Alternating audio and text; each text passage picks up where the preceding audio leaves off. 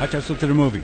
Tsotsi is a South American film that recently won the Academy Award for Best Foreign Film of 2005. Even so, I was disappointed in its simplistic predictability, although I was moved at the end by its emotional impact.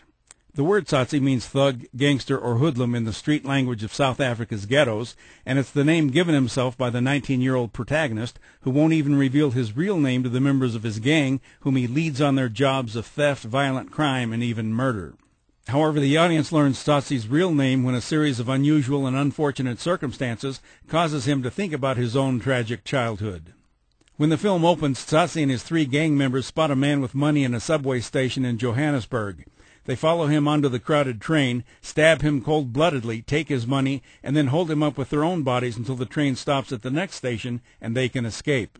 Afterwards, the so-called smart member of the gang, Boston, starts questioning Tsotsi about his past and wants to know more about him, such as his real name and who his mother and father were.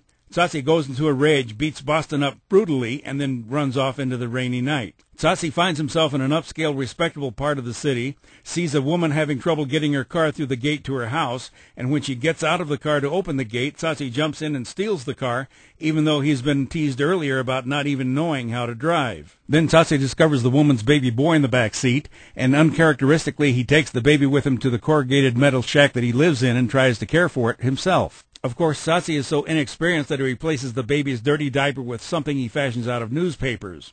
Now, if you have ever taken care of a baby, you know how unrealistic the story becomes at this point, just in terms of a baby's needs and demands.